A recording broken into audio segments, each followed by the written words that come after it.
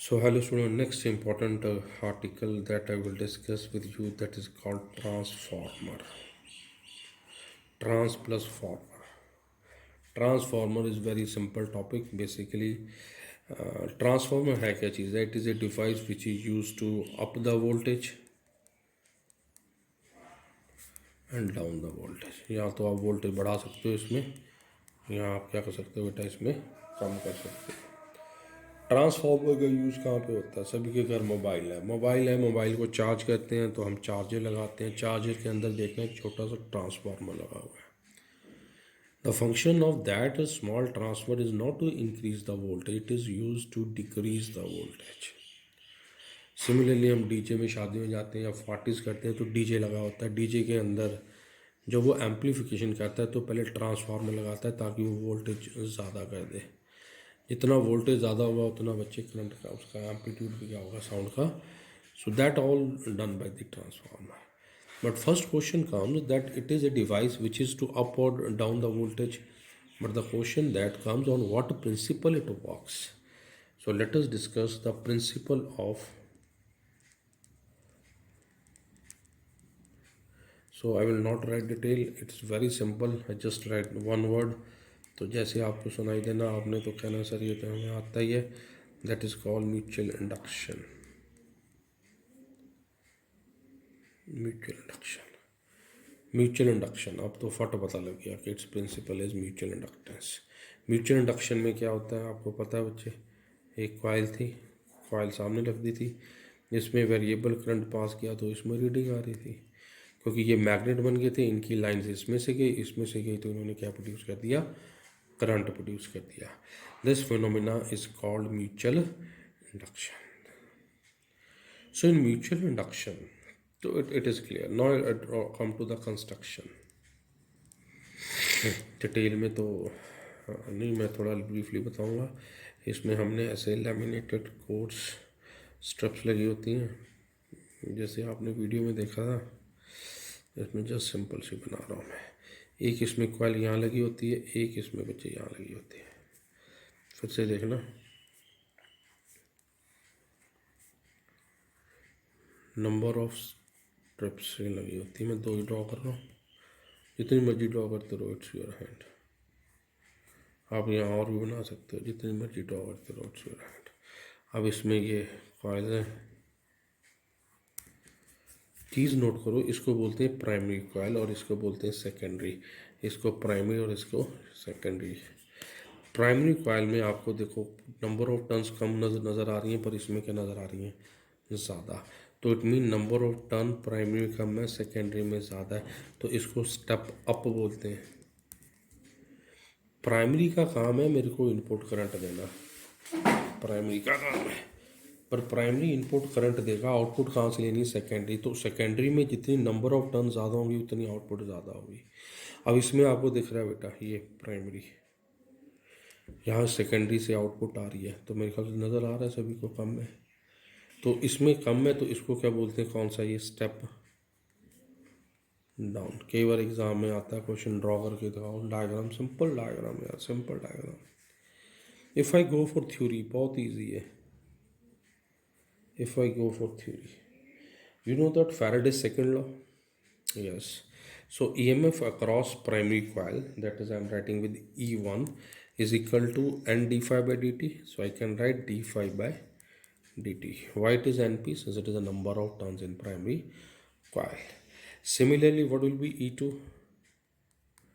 That is number of turn EMF across P and secondary. तो इसमें से जब जाएगा तो फ्लक्स इसमें से जाएगी, N S into d phi by d t. जितनी फ्लक्स इसने प्रोड्यूस की, सारी की सारी यहाँ चेंज हो रही है। I suppose there is no loss. This is equation number 2।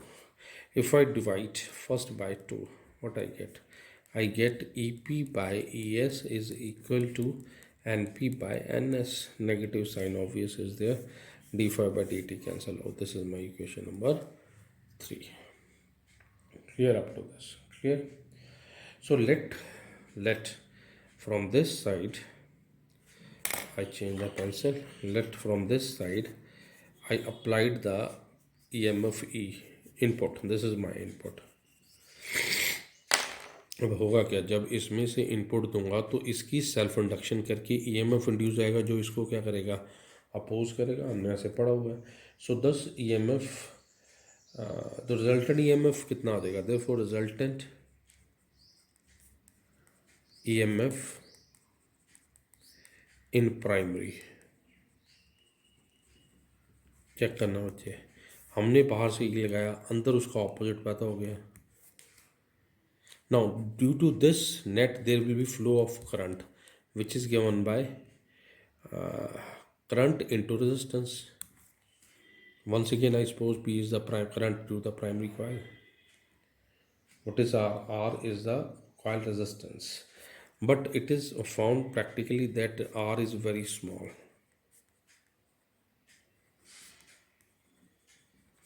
So, IPR is approximate equal to 0 if I put, therefore I prove that E minus E1 equal to 0 or E equal to E1. It means what? It means what? It means whatever EMF is applied, input is applied, that is equal to the EMF set up in the primary coil. Both values are same. This is what we want to prove. So one thing is clear that, so equation 3, it is clear that EP by ES equal to NP by NS. Once again, if I suppose it is an ideal transformer, then power, there is no loss in power, means input power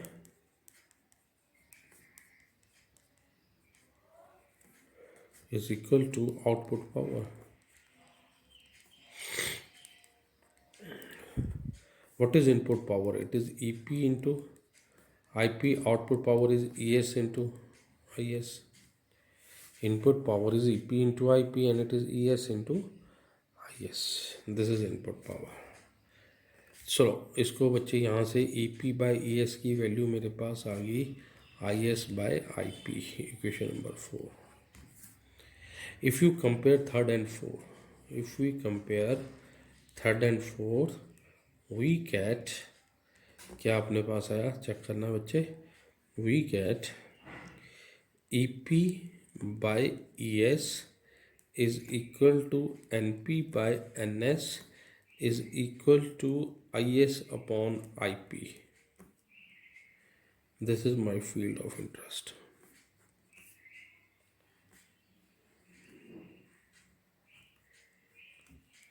This is my field of interest.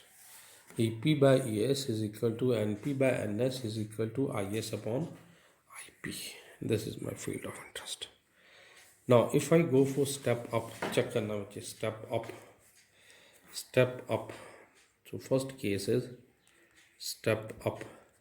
Step up के लिए क्या था बच्चे, number of turns जो primary में कम थी और secondary में क्या थी, ज़्यादा. It means NP, this implies NP by NS is less than क्या होगा बच्चे, 1. If I put, I get in above equation EP by ES is less than 1 implies EP is less than ES. It means I prove that the EMF across secondary will be more as compared to primary. More but primary. Similarly, if I go to second one, step down,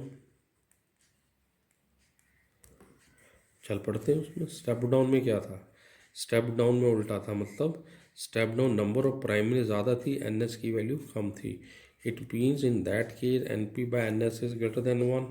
Again, if I put, I get EP by ES is greater than 1 implies EP is greater than, ये देखो हो गया काम,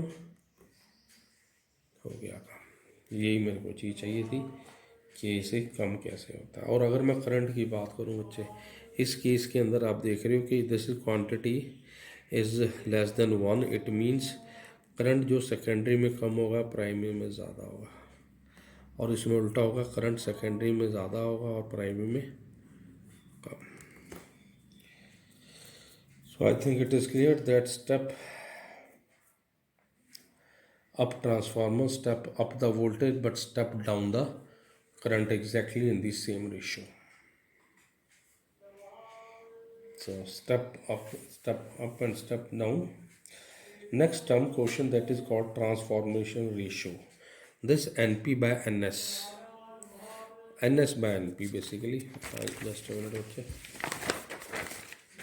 So transformer is very simple term. So NS by NP. This is called transformation ratio. इसको बोलते हैं बच्चे एक ratio, that is called transformation ratio.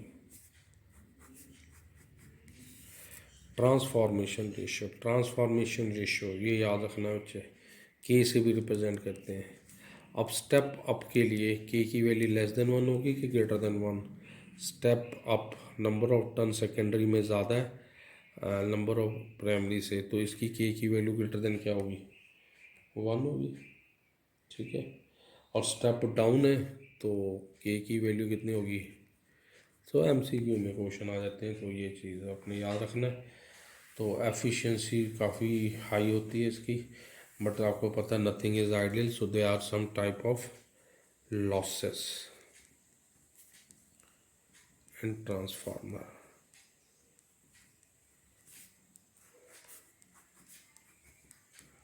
कुछ लॉसेस भी होते हैं, तो आपने बच्चे को क्वेश्चन लॉसेस के सारे ढूंढ के रखने हैं. मैं जस्ट एक एक पॉइंट लिख रहा हूँ. सबसे पहला होता है कॉपर लॉस,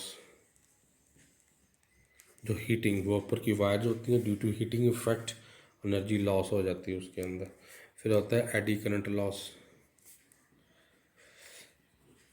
एडी करंट आपको पता है, एडी करंट से भी इंड्यूस करंट पैदा होता है जो उसको अपोज करता है. फिर होता है hysteresis loss.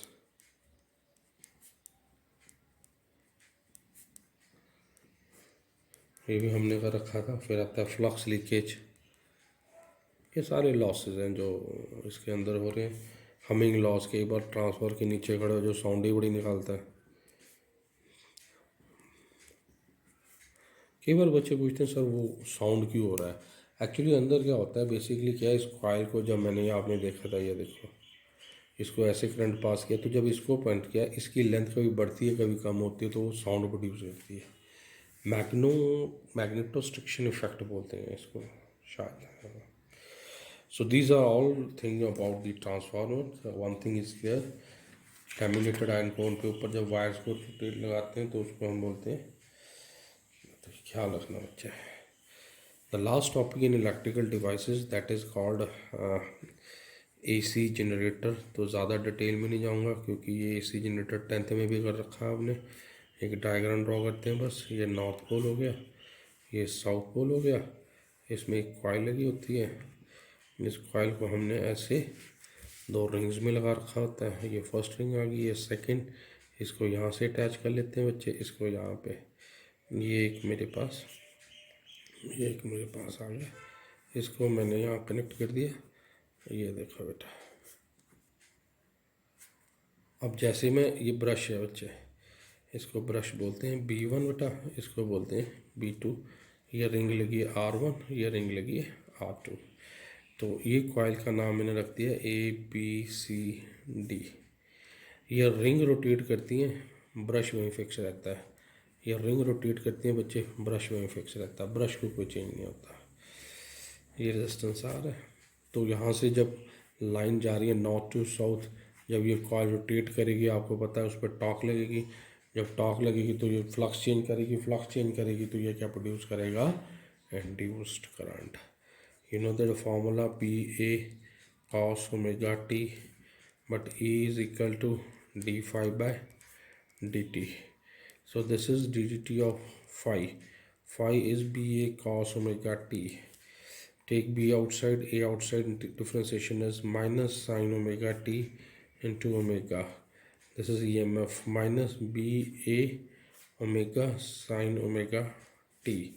Now this EMF is maximum, that value is E naught sin omega t. So this is the relation. So this was the flux. So resultant EMF, you can draw this, that if it is your flux, तो EMF का उल्टा शुरू करेंगे. ये negative sign है, BA cos omega t. Solve किया बच्चे, sign आया बट नेगेटिव साइन. तो अगर ये कॉस से, अच्छा ये कॉस की वेव थी, सॉरी ये साइन बना दिया हमने. तो मैं अगर कॉस की बनाऊँ, ये ऐसे स्टार्ट होएगी. ठीक है. तो जब हम EMF करेंगे, तो जब ये ज़ीरो होगा, ये मैक्सिमम है, ये ज़ीरो, ये यहाँ से उल्टा स्टार्ट होगा.